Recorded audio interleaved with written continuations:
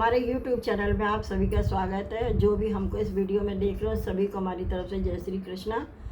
और अब हम श्रीमद् भगवद गीता का 16वां अध्याय पढ़ेंगे, तो आप सभी ध्यान से सुनिए और हमसे जुड़े रहिए।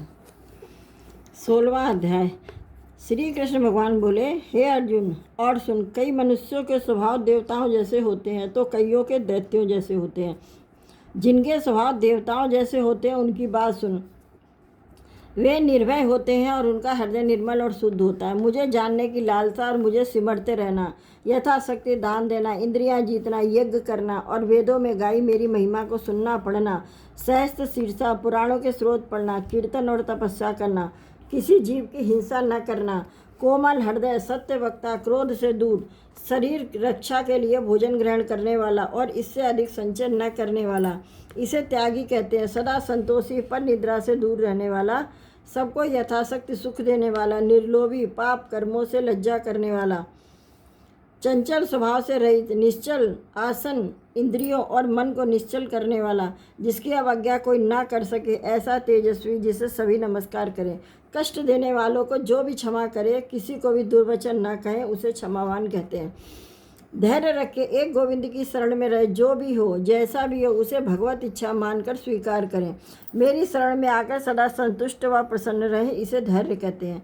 देह को साध कर पवित्र स्नान कर अंतःकरण को श्वास प्रश्वास में नाम स्मरण कर पवित्र रखें।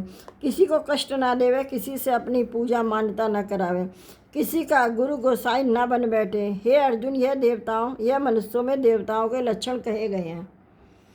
अब असुरों के लक्षण सुन। धर्म में प्रवृत्ति और अधर्म से निवृत्ति। असुर लोग नहीं जानते, उनमें न सोच, न आचार और न सत्य ही है। वे संसार को असत्य, निराधार और अनीश्वर कहते हैं। उनके मन में जगत की उत्पत्ति का कारण काम से प्रेरित स्त्री पुरुषों के संभोग के अतिरिक्त कुछ नहीं है। मलिन आत्मा है, अल्प बुद्धि, दारुण कर्म करने वाले इस संसार को नष्ट करने हेतु पैदा होते हैं। अनेक आशारूप पासों में बंधे काम, क्रोध में तत्पर, कामोपभोग के लिए अन्याय से अर्थ संचय की इच्छा करते हैं। मैंने आज यह पाया, उस मनोरथ को पाऊंगा, यह है और धन भी मेरा हो जाएगा। यह शत्रु तो मैंने मारा, दूसरों को भी मारूंगा। मैं ईश्वर भोगी, सिद्ध, बलवान और सुखी हूँ।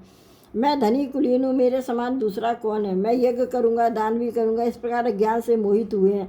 अनेक कल्पनाओं से मोह रूपी बंधन में फंसे हुए विषय भोग में आसक्त लोग रौरव नरक में गिरते हैं। अपनी बड़ाई आप करते हैं, धन धान्य के मद में चूर रहते हैं और शास्त्रोक्त विधि छोड़कर केवल नाम के लिए यज्ञ करते हैं। यह अहंकार, बल, घमंड और काम और क्रोध से युक्त है। अपनी तथा औरों की देह में स्थित मुझसे द्वेष रखते हैं तथा मेरी निंदा करते हैं। इन द्वेष करने वाले क्रूर अधम पापियों को मैं संसार की आसुरी योनियों में डालता हूँ। हे अर्जुन, जन्म जन्म में आसुरी योनि पाकर वह मूर्ख मुझको पाए बिना ही अंत में अधोगति को प्राप्त होते हैं। हे अर्जुन, इस आत्मा का नाश करने वाले काम, क्रोध, लोभ और मोह यह नरक के द्वार हैं। हे सखे प्रीतम, इनको त्याग कर जो इनसे मुक्त होते हैं, उन्हीं प्राणियों ने अपनी आत्मा को कल्याण की ओर लगाया, वही प्राणी परम गति को प्राप्त होते हैं। अर्जुन, जो शास्त्र सम्मत विधि को त्याग कर यज्ञ, महोत्सव और दान आदि करते हैं, उन्हें अपने इन कर्मों का फल नहीं मिलता और न ही उन्हें किसी प्रकार का सुख होगा, ना ही वे परम गति को प्राप्त होंगे। इसी से हे अर्जुन, जो भले पुरुषों की निर्मल आत्मा है, वे कुछ यज्ञ तप दान करते हैं, शास्त्रों की विधि अनुसार करते हैं, ऐसे आत्मा हैं, ऐसे प्राणी मेरी कृपा से मेरी परम गति को पाएंगे। श्री कृष्णार्जुन संवादे देवासुर संपत्ति भागयोगो नाम 16वां अध्याय। और अब सुनिए 16वें अध्याय का महात्म। श्री नारायण जी बोले, हे लक्ष्मी, अब 16वें अध्याय का महात्म सुन। सोरठ देश के राजा का नाम खड़ग बाहु था। वह बड़ा धर्मात्मा था। उसके हाथियों में एक हाथी बड़ा मस्त था, जिसकी धूम मची रहे, महावतों को पास न आने देवे। जो महावत उस पर चढ़े उसी को मार डाले। उसके खेत से राजा ने और देश के महावत बुलाकर कहा कि कोई ऐसा हो जो इस हाथी को पकड़े, मैं उसको बहुत धन दूंगा। हे लक्ष्मी, उस हाथी को किसी ने नहीं पकड़ा। एक दिन हाथी नगर में चला गया। सामने एक साधु चला आया। लोगों ने उस साधु से कहा, हे संत जी, यह हाथी आपको मार डालेगा। संत ने कहा, तुम देखो श्री नारायण जी की कैसी शक्ति है, हाथी की क्या शक्ति जो मुझको मारे। मेरे नज़दीक भी नहीं आ सकता, और यदि मेरी मृत्यु इसी से है तो अवश्य मारेगा, बिना आए कोई नहीं मरता। हाथी साधु के पास पहुंचा। साधु ने नेत्र पसार कर देखा। हाथी ने सूंड के साथ साधु की वंदना की। साधु ने कहा, हे गजेंद्र, मैं तुझे जानता हूँ, पिछले जन्म में तू पापी था, मैं तेरा उद्धार करूँगा, चिंता मत कर। हाथी बारंबार चरण छूता था, माथा नवाता था। लोगों ने देखकर राजा को खबर की। राजा भी वहां आया। देखा तो हाथी साधु के आगे खड़ा था।